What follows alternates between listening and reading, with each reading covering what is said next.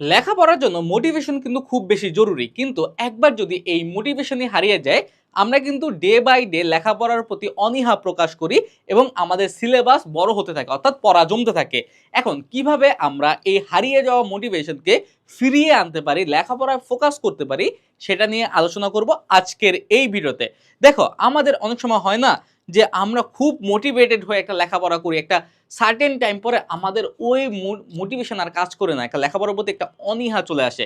এটার first of all কারণ হচ্ছে আমাদের পড়ে বুঝে না পড়া। আমরা যদি একটা পড়া, বিশেষ করে মানবিকের শিক্ষার্থীদের অনেক পড়া পড়তে হয়, একটা ব্রেইনে অনেক টার্ম, অনেক থিওরি মাথায় রাখতে হয়, কিন্তু যদি আমরা কনসেপ্টটা ক্লিয়ার না করে পড়ি তাহলে কিন্তু আমরা একটা সার্টেন টাইম পরে, আমি বলবো যে এক সপ্তাহ পরে আমরা ভুলে যাই। আর রিভিশন, যতই রিভিশন দেই না কেন, এটা আমাদের ব্রেইনে থাকবে না। সুতরাং মুখস্থ করা যাবে না। ফার্স্ট অফ অল হচ্ছে কি, পড়া বুঝে পড়া লাগবে, কনসেপ্ট ক্লিয়ার করা লাগবে, নোট করা লাগবে। তারপরে আসো, মোটিভেশন না খুঁজে আগে রুটিন ধরো।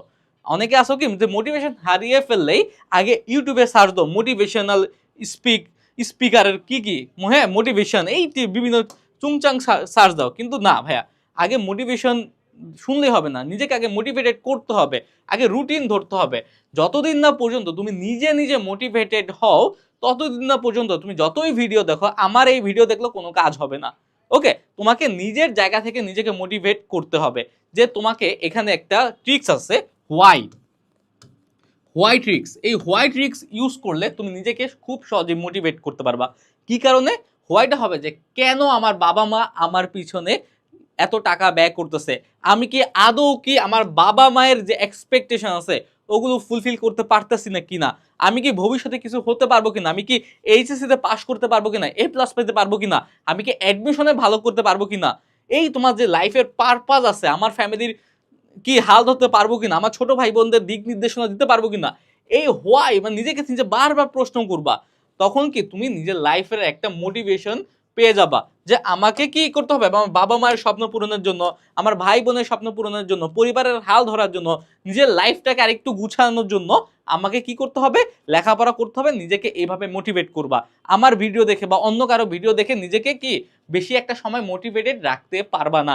আমরা জাস্ট তোমাদের গাইডেন্স দিতে পারি, কিন্তু সবসময় মোটিভেশন কাজ দেয় না। কিন্তু নিজেকে যদি নিজে মোটিভেটেড করতে পারো, এটা সবচেয়ে বেশি কাজ দেয়।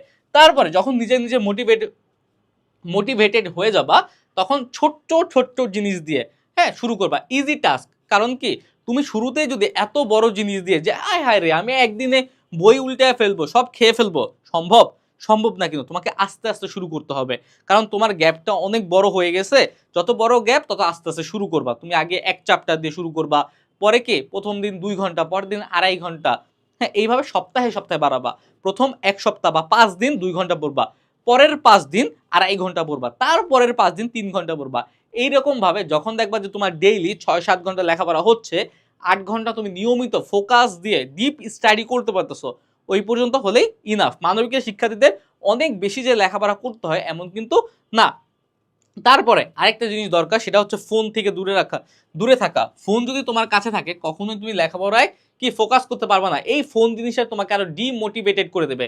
কারণ হচ্ছে ফোনে আমরা সোশ্যাল মিডিয়া ইউজ করি, আর সোশ্যাল মিডিয়াতে সবাই শো অফ করে একটা জিনিস, ফ্লেক্স নেয়।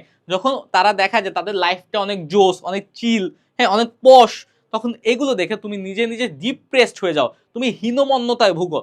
এই জন্য তুমি যদি মোবাইল ফোনটাকে দূরে রাখো, তুমি যদি সোশ্যাল মিডিয়া থেকে নিজেকে ডিসকানেক্টেড করে দাও, তুমি যদি আইসোলেটেড থাকো, তোমার যদি জাস্ট একটা ফেক আইডি থাকবে, যেই ফেক আইডিটা তুমি লেখাপড়ার পারপাসে ব্যবহার করবা, অন্যরা কি করলো, অন্যরা ভেসে যাক, এটা তোমার দেখার বিষয় না, তখনই তুমি মোটিভেশন ফিল করবা, তুমি ভালো কিছু করার জন্য কি আগ্রহী হবা। কারণ অন্যরা কি করতেছে এটা নিয়ে মাথা ঘামানোর সময় তখন আর তোমার থাকবে না। আরেকটা হচ্ছে পরিবেশটা খুব দরকারি। আমি পরিবেশটাকে সবসময় 10 স্টার দেই। পরিবেশ বলতে তোমার চারদিকের মানুষ, তোমার চারদিকের পরিবেশটা, এনভায়রনমেন্টটা কেমন। কারণ হচ্ছে তুমি একটা কথা আছে, তুমি যদি 10 জন বিলিয়নিয়ারের সাথে চলো, 11 নম্বর বিলিয়নিয়ার তুমি হবা। তুমি যদি 10 জন ফকিরের সাথে চলো, 11 নম্বর ফকির তুমি হবা। এইরকম তুমি যদি 10 জন ভালো স্টুডেন্টের সাথে চলো, 11 নম্বর ভালো স্টুডেন্টটা তুমি হবা। অর্থাৎ তোমার ফ্রেন্ড সার্কেল যেমন হবে তুমিও তেমন হবা। অর্থাৎ তুমি সব সময় চেষ্টা করবা যে ভালো একটা সার্কেলে থাকার, পরিবারটা ভালো দিকে নেওয়ার, নেগেটিভ জিনিসগুলো সবসময় যতটা পারা যায় এড়িয়ে চলবা। এখন তুমি যদি ভাবো যে তোমার বন্ধু খারাপ, ওর সাথে মিশলে তুমি খারাপ হবা না, এটা তোমার সবচেয়ে বড় বোকামি। সবসময় একটা ভালো একটা কোম্পানি রাখবা, ওকে, খারাপ কাজ থেকে দূরে থাকবা। এর ফলে ডে বাই ডে তোমার কোয়ালিটিস ইমপ্রুভ হবে। ওকে, যখন তোমার কোয়ালিটিসগুলো ইমপ্রুভ হবে না, তখন তোমাকে আর কেউ দাবায় রাখতে পারবে না। ওকে, তারপরে আরেকটা জিনিস ইম্পর্টেন্ট, সেটা হচ্ছে কনসিস্টেন্সি। কনসিস্টেন্সি নিয়ে আমি আলাদা একটা কি ডেডিকেটেড ভিডিও বানিয়েছি, তুমি সেটা দেখতে পারো চাইলে। কারণ হচ্ছে কনসিস্টেন্সি কি অধ্যবসায়, যে আমি ডেইলি পড়বো, অল্প হলেও ডেইলি পড়বো।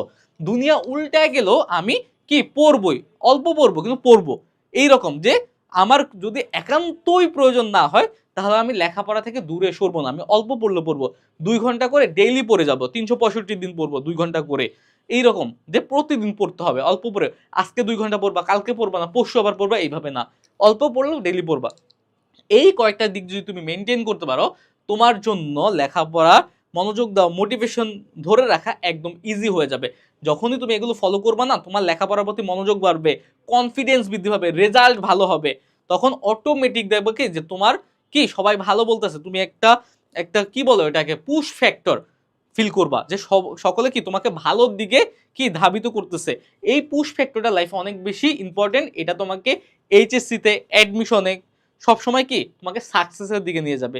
ওকে ভাইয়া, তাহলে এগুলো একটু ফলো করো, এই অনুযায়ী আমল করো, আশা করছি তোমার রেজাল্ট ভালো হবে। এরপরেও যদি কোনো সমস্যা ফেস করো আমাদের জানাও, ইনশাল্লাহ আমরা চেষ্টা করবো তোমাকে হেল্প করার। ওকে, আজকের ভিডিওটা এই পর্যন্তই, আবার দেখা হবে। সেই পর্যন্ত সুস্থ থাকো, ভালো থাকো, আসসালামু আলাইকুম।